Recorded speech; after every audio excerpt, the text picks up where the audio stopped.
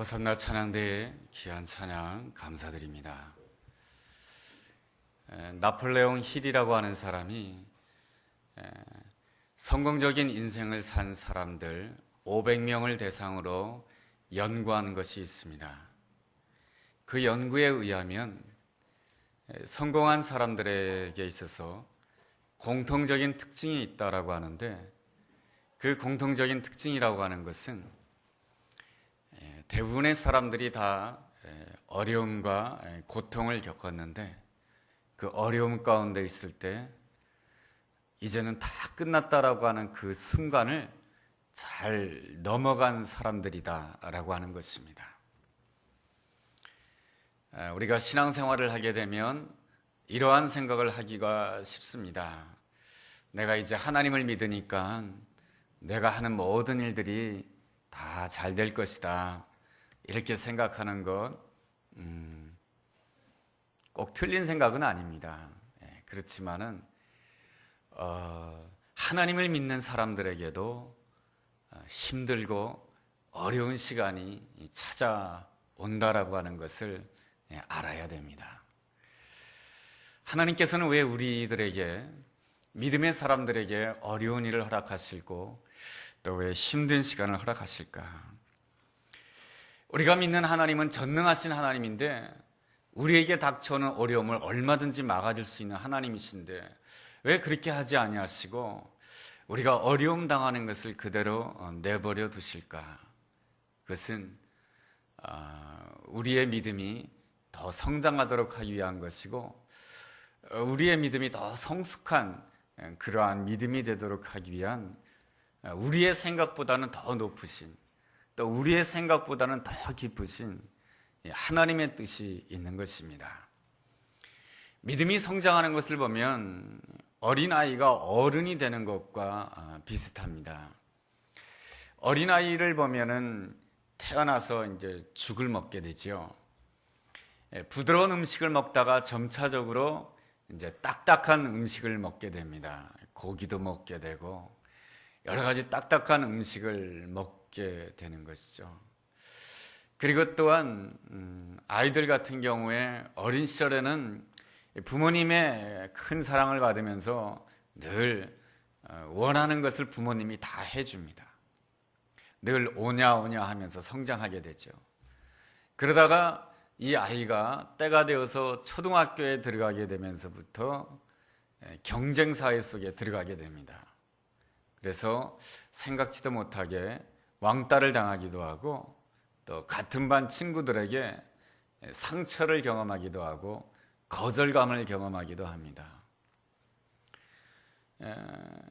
그래서 이러한 생각을 가지는 거죠. 모든 사람들이 나를 다 좋아하지 않구나. 모든 사람들이 다 나를 환영하지 않구나. 내가 생각한다고 해서 모든 것이 내가 원하는 대로 되지 않는구나.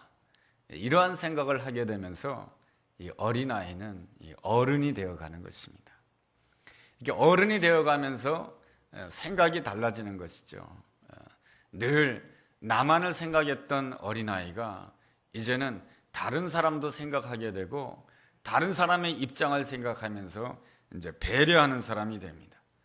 그리고 어렸을 때는 늘 나를 자랑하고 나 혼자 이기겠다라고 하는 그러한 마음을 가졌다라고 한다면, 어른이 되면은 나를 자랑하기보다는 다른 사람을 세워주고 나 혼자 이기기보다는 너와 함께 이기기를 원하는 그러한 어른이 되어가는 것입니다. 그러한 것처럼 신앙생활도 이렇게 성장하게 되어 있습니다. 우리가 처음 믿음 생활을 하게 되면은 내가 원하는 대로 하나님이 다 들어주실 것이다라고 생각하게 됩니다. 물론 우리가 하나님을 잘 믿게 되면 우리 하나님께서는 우리의 생애를 아름답게 인도해 주시길 원하시는 분이 우리가 믿는 아버지 하나님이십니다. 그럼에도 불구하고 우리 삶 가운데는 내가 생각지도 못했던 그 상처를 경험하게 되고요. 또 신앙생활하면서도 거절감을 경험하게 되고 신앙생활을 하면서도 고통을 경험하게 됩니다. 그렇게 되면서 마음 가운데 이러한 생각이 드는 것이죠. 하나님을 믿는다라고 해서 모든 것이 다 내가 원하는 대로 되는 것은 아니구나, 이러한 생각을 하게 되면서 자신도 모르게 이 신앙생활에 대해서 실망하게 되고 낙심하게 됩니다. 그렇지만은 하나님께서 붙들어 주시는 그 하나님의 사람들에게는 세상 사람들과 분명히 다른 점이 있습니다. 더 성숙해져 가는 것이죠. 그 과정을 통해서. 우리가 신앙이 어렸을 때는 내가 성공해가지고 나의 성공을 통해서 하나님이 영광 받으시고 나의 성공을 통해서 아름다운 일들이 일어날 것이다라고 생각하지만은 하나님께서는 나의 연약함을 통해서도, 나의 못난 점을 통해서도, 나의 부족한 점을 통해서도 하나님은 얼마든지 영광 받으신 하나님이시고, 우리의 연약함과 부족함을 통해서도 우리 하나님은 얼마든지 선을 이루실 수 있는 놀라우신 하나님이시다라고 하는 사실을 깨닫게 되는 것입니다. 이러한 사실을 깨닫게 되면서 믿음의 사람은 나 중심적인 신앙생활을 회개하게 됩니다. 그래서 전에는 신앙생활 열심히 하면서 내가 성공하고 내가 자랑스러운 사람이 되어야 되겠다라고 하는 그러한 생각들을 하나씩 내려놓는 자가 됩니다. 그래서 하나님의 계획이 무엇입니까? 하나님의 뜻이 무엇입니까? 이렇게 늘 하나님 앞에 내가 원하는 것을 요구하는 수준에서 어떤 사람이 되냐면은 하나님이 원하시는 것이 무엇입니까를 묻는 자가 되는 것입니다. 묻는 자가 된다라고 하는 것은 무엇입니까? 듣는 자가 된다라고 하는 것입니다. 신앙생활을 아름답게 하기 위해서는 잘 들어야 되는 것입니다. 이런 부부관계 속에서도 뭔가 열심히 일하는 게 중요한 것이 아니지 않습니까? 남편이 자기 사업 열심히 하고 아내가 자기 일 열심히 한다고 해서 부부관계가 아름다운 것이 아닙니다. 이 아름다운 관계를 이루기 위해서는 남편은 아내의 이야기를 잘 들어줘야 되고 아내는 남편의 이야기를 잘 들어줘야 됩니다. 하나님과 우리와의 관계도 이 아름다운 관계, 성숙한 관계로 나아가기 위해서는 이 하나님께 묻는 기도를 많이 해야 돼요. 하나님의 계획이 무엇입니까? 이 모든 형편을 허락하신 하나님의 뜻이 무엇입니까? 묻고 잘 듣는 가운데 순종하는 사람이 되는 것이죠. 내 뜻은 이것이 아니지만 하나님의 뜻이 이것이라고 한다면 내가 기꺼이 순종하겠습니다. 이러한 그 믿음의 사람, 순종의 사람이 되어가는 것입니다. 하나님께서는 우리 모두가 이러한 성숙한 믿음의 사람이 되기를 원하십니다.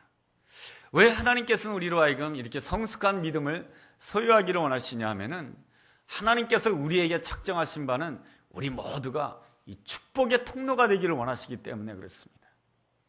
우리는 이러한 생각을 하기가 쉬워요. 내가 성공하고 내가 자랑스러운 사람이 되기를 원하지만은 하나님께서 우리에게 원하시는 것은 나에게 축복해 주시고 그 축복이 나를 통해서 다른 사람들에게 이렇게 흘러가기를 원하시는 것입니다. 그래서 이 축복의 사람은 어떤 사람이냐 하면은 내가 보기에는 저 사람 보면은 너무 못났어요. 내가 보기에 저 사람 보면은 너무 부족해요. 기도도 너무 부족해. 그런데 성숙한 믿음의 사람들은 어떠한 생각을 가지게 되냐 하면은 저 사람도 하나님의 축복을 받았으면 좋겠다. 저 사람도 하나님의 은혜 가운데 들어갔으면 좋겠다. 이런 아름다운 마음을 가진다라고 하는 것입니다. 신앙이 어렸을 때는 이런 생각을 가지는 것이죠. 너와 나는 다른 사람이야. 이렇게 생각했던 사람이 축복의 사람이 된다라고 한다면 하나님께서 나에게 주신 그 축복을 통해서 저 사람도 하나님의 놀라운 은혜와 축복을 누리기를 원합니다. 여러분, 이러한 아름다운 믿음을 소유한 자가 되기를 원하는 것이 하나님이 우리에게 향하신 거룩한 뜻인 줄로 믿습니다. 아브라함은 믿음으로 고향 갈대아우르 땅을 떠났습니다. 가나안 땅에 들어오게 되었지만은 아브라함은 아직도 그 믿음이 나 중심적인 믿음이었습니다. 사실 고향 본토 친척 아비집을 떠난다라고 하는 것은 굉장히 어려운 일 아니겠습니까? 그럼에도 불구하고 아브라함은 여전히 믿음이라고 하는 것이 이 자기 중심적인 믿음이었던 것입니다. 그래서 하나님께서는 이 아브라함에게 어려움을 허락하십니다. 어려움을 허락하시는 하나님 아버지께서는 얼마나 마음이 아프셨겠습니까? 그래도 하나님께서는 그 아브라함을 위해서 어려움을 허락하십니다. 우리에게 어려움이 닥쳐올 때에 그때도 우리는 하나님 아버지의 마음을 헤아릴 줄 알아야 됩니다. 여러분, 아브라함이 겪은 어려움이 뭔지 아십니까? 창세기 12장 10절에 나와 있습니다. 그 땅에 기근이 들었으므로. 기근이 들게 되면 어떤 문제가 생깁니까? 먹고 사는 문제가 어려움을 당하게 됩니다. 이 먹고 사는 문제가 어려움을 당한다라고 하는 것은 대단히 심각한 문제입니다. 우리 삶에 있어서 모든 사람들의 관심의 1순위가 경제 아니겠습니까? 여러분, 경제의 어려움을 당하는데 참 신앙생활을 잘 할 수 있는 사람이 쉽지가 않죠. 이 아브라함은 이 경제의 어려움 때문에 하나님께로부터 점점 더 멀어져가는 못난 모습을 보여주고 있습니다. 오늘 본문에서 말이죠. 우리는 오늘 본문에서 아브라함의 그 믿음에서 실패하는 그 모습을 잘 지켜봄으로 인해서 우리 역시 우리 삶 가운데 어려움을 당할 수 있는데, 이 어려움 속에서 우리가 믿음 생활에서 실패하지 않고 어떻게 믿음 생활에서 승리하고 하나님께 영광 돌릴 수 있을지에 대해서 우리는 깊이 생각해 보고자 합니다. 믿음에 승리하기 위해서는 첫째로 삶의 자리를 쉽게 옮겨서는 안 되는 것입니다. 아브라함이 실패한 이유가 무엇입니까? 삶의 자리를 쉽게 옮기려고 했기 때문에 그렇습니다. 어디에서 어디로 옮기려고 했습니까? 가나안 땅에서 애굽 땅으로 옮기려고 했습니다. 가나안 땅에서 애굽 땅으로 옮긴다는 그 자체가 문제는 아닌 것이죠. 문제는 이 아브라함이 하나님의 인도함을 받지 못했다라고 하는 것입니다. 하나님의 말씀에 따라서 순종하지 못했다라고 하는 것입니다. 인간적인 눈으로 보았을 때 가나안 땅은 기근이 있는 땅이고 애굽이라고 하는 땅은 풍족하고 넉넉한 땅으로 보였습니다. 가나안 땅에 있는 함께 사는 백성들을 보면은 다 자기 수준보다 떨어지는 백성이라고 여겨졌고, 저 애굽 땅에 있는 그 백성들을 보면은 다 풍족하고 생활 수준이 좋은 백성이라고 여겨졌습니다.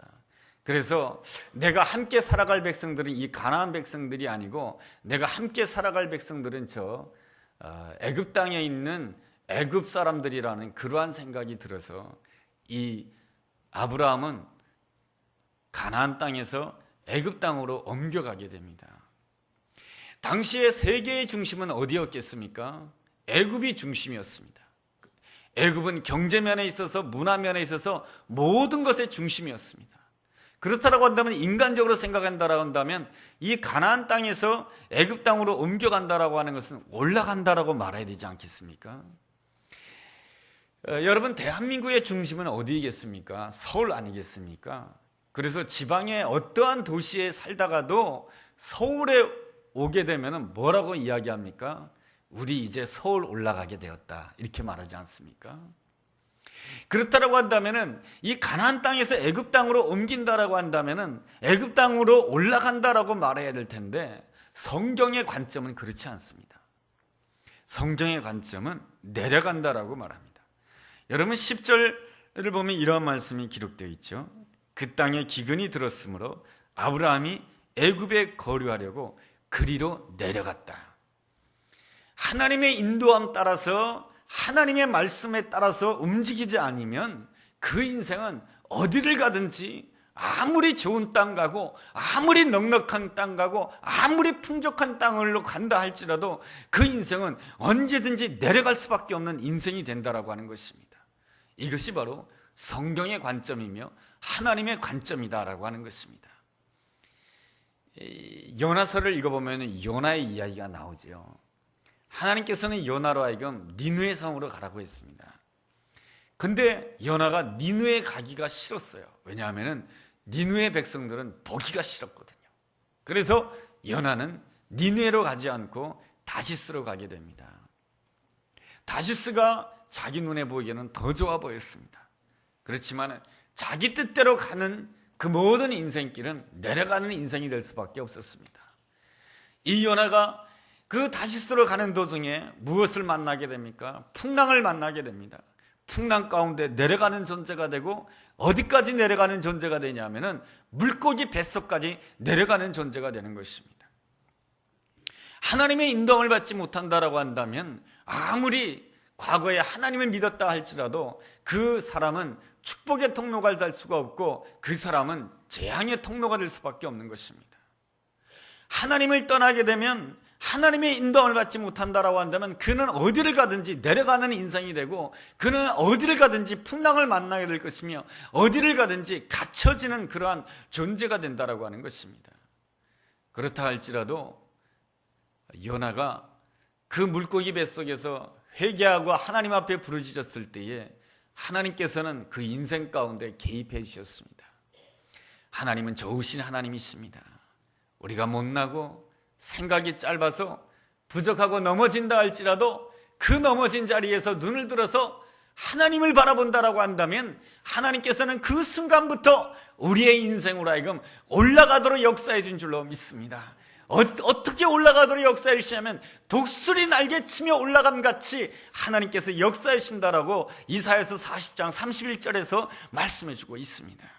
그러므로 오늘 나의 삶 가운데 어떠한 형편 가운데 있다 할지라도 주님, 내가 비록 연약해서 이 자리에서 넘어졌지만은 내가 이 순간 이제로부터 하나님의 인도함을 받기를 원합니다. 하나님께 부르시는 그 순간부터 우리의 인생은 올라갈 것이며 독수리처럼 올라가서 높이 날 것이며 멀리 보는 그러한 놀라운 인생이 될 줄로 믿습니다.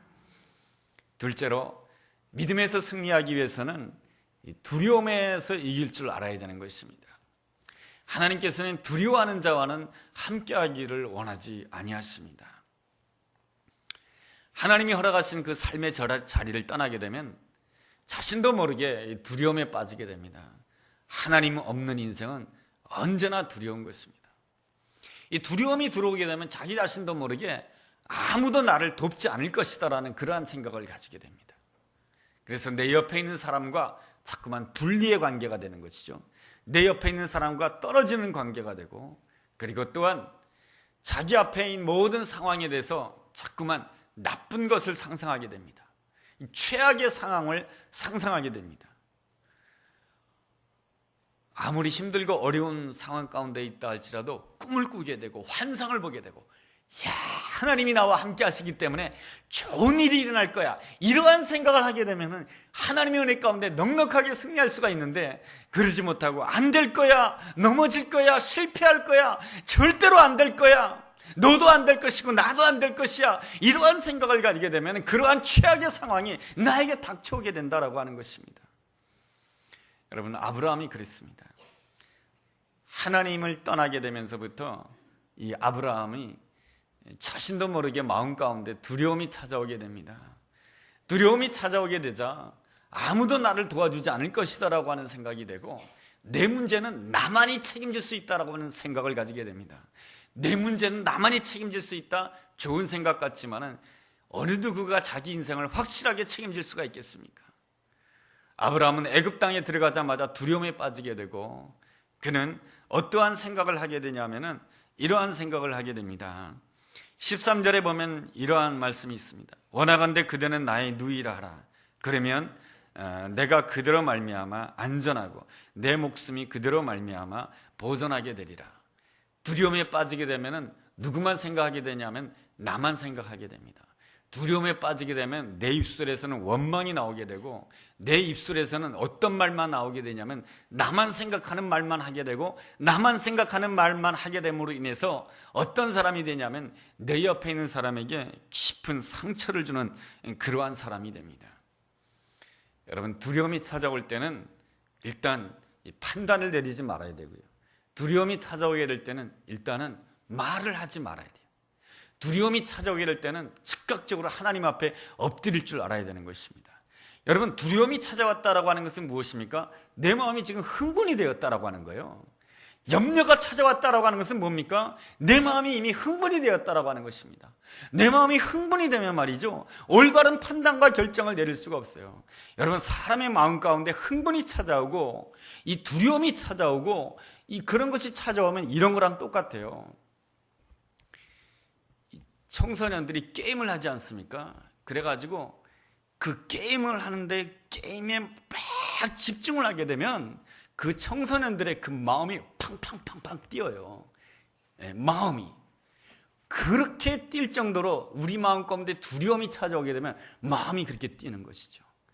여러분, 그 게임을 하루 종일 한 학생이 어떻게 그 학교 가서 선생님의 이야기를 들을 수가 있겠어요? 못 듣거든요. 그러한 것처럼 내가 두려움 가운데 쌓여져 있고 염려 가운데 쌓여져 있으면 내가 누구의 음성을 못 듣냐 하면 하나님의 음성을 못 듣는 거예요. 그래서 하나님의 음성을 듣기 위해서는 여러분 어떻게 해야 되냐면, 내 마음 가운데 두려움과 염려가 찾아올 때에 이 내 마음 가운데 흥분이 가라앉을 때까지 가만히 하나님 앞에 엎드려서 입 다물고 있어야 돼요. 그렇게 하나님을 기다리고 있을 때에 하나님께서 내 생각 가운데 놀라운 생각을 주실 줄로 믿습니다. 여러분 한번 생활 속에서 한번 시험해 보시기 바랍니다. 내가 두렵고 내가 흥분되어 있을 때는 결단코 하나님의 음성을 들을 수가 없습니다. 그런데 내 마음을 고요히 가라앉히고 내가 하나님을 기다리게 되면 하나님의 음성을 듣게 됩니다. 잠언서 29장 25절에 이러한 말씀이 있습니다. 사람을 두려워하면 올무에 걸리거니와 여호와를 의지하는 자는 안전하리라. 아브라함은 두려움에 빠지게 되자 어떻게 생각하게 됩니까? 자기 아내를 애굽 사람에게 첩으로 주려고 하게 됩니다. 이러한 것이 인간의 그 생각의 한계인 것이죠. 짧은 생각인 거예요. 두려움을 가지고 이 염려를 가지고 생각하고 판단하고 결정 내리면 내 옆에 있는 사람에게 다 상처를 주는 거예요. 그래서 우리는 먼저 하나님 앞에 기도하고 부르짖어야 됩니다. 그래서 예레미야 33장 3절에서 이렇게 말씀해 주고 있습니다. 너는 내게 부르짖으라. 내가 알지 못하는 크고 비밀한 일을 내가 너에게 보여주겠다라고 말씀해 주고 있습니다. 우리는 어떠한 형편 가운데 있다 할지라도 하나님을 찾는 아름다운 믿음을 가져야 될 줄로 믿습니다. 셋째로, 하나님 앞에서 제단 쌓기를 열심히 해야 됩니다. 제단을 쌓는다라고 하는 것은 하나님 앞에 기도하고 하나님 앞에 열심으로 예배를 드려야 된다라고 하는 것입니다. 아브라함은 가나안 땅에 있을 때 열심으로 하나님 앞에 제단을 쌓았습니다. 시간만 있으면 하나님 앞에 예배 드렸습니다. 그리함으로 해서 그의 마음은 항상 베델에 가 있었고 하나님의 집에 가 있었고 하나님을 생각하고 있었고 하나님의 뜻대로 선택하는 놀라운 사람이 될 수 있었지만은, 그가 하나님을 떠나게 되었을 때에, 가나안 땅을 떠나게 되었을 때 그는 하나님 앞에 제단을 쌓지 못하는 그러한 어리석음을 범하게 됩니다. 여러분, 하나님을 점점 떠나게 되고 제단 쌓기를 소홀히 하게 되고 예배드리기를 소홀히 하게 되면 결정적인 순간에 하나님을 찾지 못하는 사람이 됩니다. 직장에서 결정적인 순간이 있어요. 직장 상사가 나에게 험한 말을 했어요. 그때는 어떻게 해야 됩니까? 그 순간에 하나님을 찾아야 되는 거예요. 주여 나를 도와주옵소서. 여러분, 그래야 어떻게 됩니까? 그 순간을 인내할 수가 있는 것 아니겠습니까? 그런데 그 어려운 순간에 내가 평소에 하나님을 찾지 못하면은 그 직장 상사의 그 불편한 관계 속에서 나도 모르게 하나님을 찾아야 되는 그 순간에 주여 믿습니다라고 찾지 못하고 내 속에 있는 분노를 폭발시킨다 이겁니다. 그렇게 되면 어떻게 되겠어요? 문제가 더 복잡해지고 문제가 더 어려워지게 되는 것이죠. 여러분, 우리의 삶의 순간에는 매 순간순간마다 위기가 찾아와요. 그래서 우리는 매 순간순간마다 하나님을 사랑하고 예배드리기를 사모하게 되었을 때 하나님이 주시는 놀라운 은혜는 무엇이냐면, 그 삶의 위기 가운데서 주여 이 순간에 내가 어떻게 선택을 해야 되겠습니까? 주여 이 순간에 내가 어떤 판단을 해야 될 것이며 주여 이 순간에 내가 어떤 말을 해야 되겠습니까? 그랬을 때 하나님께서는 나에게 놀라운 지혜를 주셔서 내가 생각지도 못했던 생각을 하게 되고 내가 생각지도 못했던 말을 하게 되고, 내가 전이라고 한다면 분노했고 전이라고 한다면 화를 내었겠지만 그 순간에 인내하고 그 순간에 참고 그 순간에 원수 같은 그 사람 앞에서 미소를 띄워줄 수가 있는 것입니다. 여러분, 그렇게 함으로 인해서 어떤 역사가 일어납니까? 하나님의 놀라운 역사를 체험할 수가 있는 것입니다. 여러분, 이 한 주 동안 사는 동안에 어떤 삶의 위기를 만난다 할지라도 여러분, 그 위기 속에서 하나님을, 나 자신도 모르게 하나님을 찾게 됨으로 인해서 승리하게 되는 우리 모두가 되기를 주님의 이름으로 축복합니다. 그런데 아브라함은 말이죠, 하나님을 떠남으로 인해서 결정적인 순간에 하나님을 찾지 못했어요. 그래서 어떻게 했습니까? 애굽의 바로에게 자기 아내를 첩으로 줬어요. 그것도 정실로 준 게 아니라 첩으로요. 애굽의 바로 왕에게 수많은 여인들이 있는데 그 수많은 여인 가운데 한 여인으로 주었다라고 하는 것입니다. 그리고 아브라함은 뭘 받았습니까? 여러분 16절에 보면 이러한 말씀이 있어요. 이에 바로가 그로 말미암아 아브라함을 후대함으로 아브라함이 양과 소와 노비와 암수나기와 낙타를 얻었더라. 여러분 인간적으로 계산하면은 괜찮은 건 아니겠습니까? 아브라함은 애굽인들이 자기 아내를 빼앗기 위해서 나를 죽일까 봐 걱정했는데 내 아내를 주어도 누구한테 주냐면 보통 사람에게 준 것이 아니라 애굽의 바로왕에게 주고, 그리고 바로왕은 나에게 여러 양과 소와 나귀와 낙타와 뿐만 아니라 노비들까지 나에게 주었으니 내 재산이 넉넉해졌으니 이 정도면 인간적으로 생각해 봤을 때 좋은 결과 아니겠습니까? 여러분 말이죠. 그런데 하나님의 뜻대로 순종하는 가운데 하나님이 허락하시는 그 축복이 아니면은 그것은 나한테 올무가 되기가 쉬워요. 애굽의 바로왕이 이 아브라함에게 양과 소와 나귀와 낙타를 많이 줌으로 인해서 이 아브라함의 재산이 넉넉해졌어요. 아브라함의 재산이 넉넉해짐으로 인해서 창세기 13장에서 어떠한 일이 발생하게 됩니까? 아브라함의 종과 조카 롯의 종이 싸우게 돼요. 재산 때문에 말이죠. 그래서 결국에는 헤어지게 돼요. 그리고 애굽 왕 바로가 주었던 노비 가운데 누가 있었냐면은 하갈이 있어요. 하갈이 누구예요? 아브라함이 나중에 첩으로 취해가지고 이스마엘을 낳지 않았습니까? 그 이스마엘을 낳음으로 인해서 이스마엘의 후손과 이스라엘의 후손이 얼마나 싸우는 존재가 됩니까? 여러분 이것을 본다라고 한다면 아브라함의 믿음 생활이라고 하는 것은 약속의 아내도 빼앗기고, 그리고 재산을 얻었지만은 조카 롯과 싸우게 되고, 노비도 얻었지만은 그 노비 때문에 하나님께서 원하지 않는 이스마엘을 낳고, 이렇다라고 한다면 아브라함의 믿음 생활은 실패와 내려가는 인생이 될 수밖에 없었던 것입니다.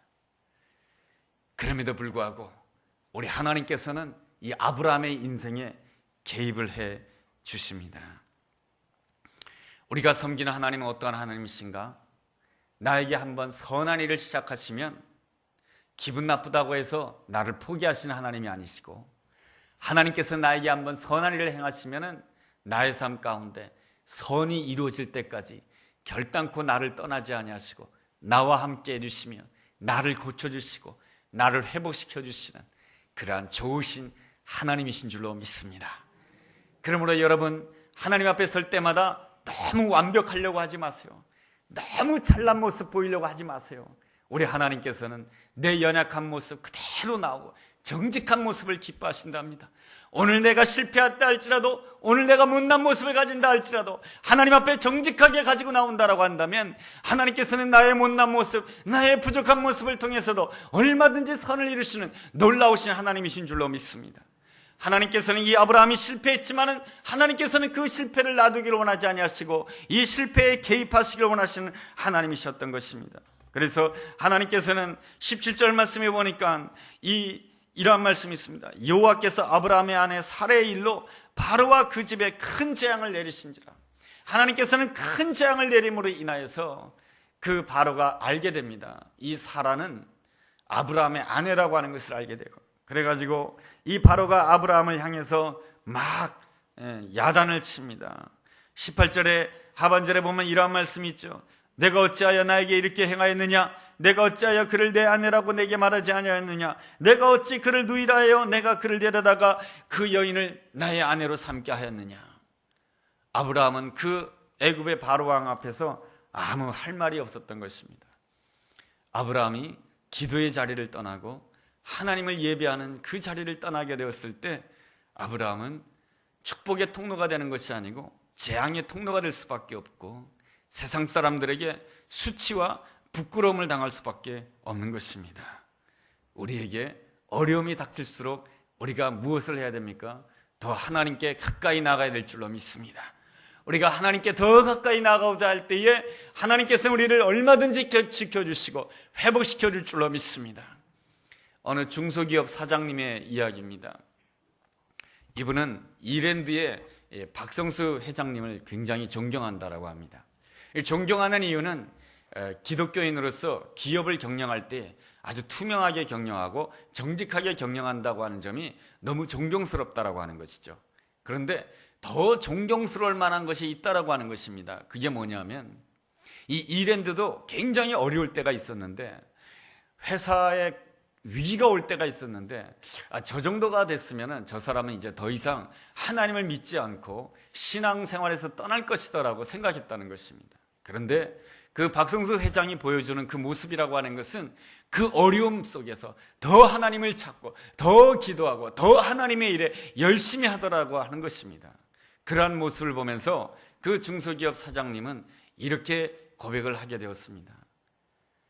저분을 보니까 예수님이란 분이 정말로 살아계신가 보다, 이렇게 고백할 수밖에 없었다는 것입니다.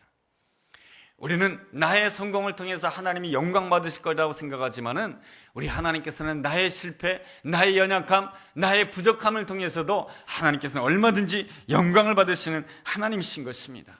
중요한 것은 무엇입니까? 어떠한 순간이라 할지라도 하나님을 찾는 자가 되는 것입니다. 여러분, 다윗이 그러지 않았습니까? 사울 왕에게 쫓겨서 광야 생활을 하였습니다. 광야 생활하는 것은 너무너무 힘이 들었지만은 시편 57편 17절 말씀 보면은 이 다윗이 선포를 하게 됩니다. 내 마음이 확정되었사오니 내가 여호와를 노래할 것이며 내가 여호와를 찬송할 것입니다. 내가 새벽을 깨우는 자가 되겠습니다 라고 선포를 하게 됩니다. 여러분, 새벽이 우리를 깨우는 것이지 내가 새벽을 깨우는 것입니까? 그렇지만은 이 다윗은 담대하게 선포를 하게 됩니다. 내가 새벽을 깨우리로다. 하나님이 나와 함께 하심에 얼마든지 나의 삶 가운데 새벽이 올 것을 확신했던 것입니다. 그랬을 때 이 다윗은 그 광야 생활을 이기게 되고 하나님께서 예비해 놓으신 그 이스라엘의 왕위의 자리를 온전히 감당하는 복된 사람이 되었던 것입니다. 그러므로 우리 삶 가운데 어려움이 온다 할지라도 우리는 하나님이 주신 나의 삶의 자리에서 견딜 수 있고 인내할 수가 있어야 됩니다. 우리 예수님에게도 십자가의 자리가 얼마나 힘들고 십자가의 자리가 얼마나 고통스러운 자리였겠습니까? 예수님도 할 만하시거든 이 잔을 내게서 치워달라고 하나님 앞에 기도하지 않았습니까? 그렇지만 우리 주님께서는 그 십자가 자리에서도 견디시고 인내하심으로 인해서 예수님은 부활의 새벽을 맞이하였습니다. 그리함으로 해서 우리에게 놀라운 구원이 주어진 줄로 믿습니다. 우리가 믿음 생활을 열심히 한다 할지라도 우리에게 어려운 시간이 다가올 수가 있습니다. 경제면에 있어서 다 끝났다라고 하는 순간이 올 수가 있고요. 가정생활에 있어서도 다 끝났다라고 하는 순간이 찾아올 수가 있습니다. 부부관계가 늘 좋았는데도 어느 순간에 다 끝났다라는 순간이 올 수가 있습니다. 그리고 이제까지는 건강하다고 생각했는데 그 건강면에 있어서도 다 끝났다라고 하는 순간이 찾아올 수가 있습니다. 여러분, 그럴 때에 우리는 말을 하지 말아야 돼요. 그때 나오는 말이라고 하는 것은 원망이요, 불평이요, 분노의 말밖에 없어요. 그때 우리가 해야 될 일은 하나님께 엎드리고 하나님을 구하고 하나님을 찾는 것밖에 없어요. 그랬을 때 하나님 앞에서 내 마음의 파도가 두려움과 염려와 걱정을 해서 이 모든 파도가 다 잠잠해질 때까지 하나님 앞에서 기다릴 줄 알아야 돼요. 그럴 때에 우리는 하나님의 은혜로 말미암아 하나님이 예비해 놓으신 놀라운 새벽을 맞이하게 될 줄로 믿습니다. 그 아름다운 부활의 새벽을 체험하게 되는 우리 모두가 되기를 주의 이름으로 축원합니다. 기도하겠습니다. 하나님 아버지, 우리 삶 가운데 시련이 찾아온다 할지라도 나 혼자 조급해하거나 서두르지 않기를 원하옵나이다. 오직 하나님께서 허락하신 자리에서 오직 주님을 찾는 저희들 되게 하여 주옵소서. 새벽을 깨우는 자 되게 하여 주옵소서. 그래야말로 진짜 하나님께서 원하는 믿음의 사람, 성숙한 믿음의 사람으로서 하나님께 영광 돌리는 우리가 되게 하여 주옵소서. 예수님의 이름으로 기도드렸습니다. 아멘.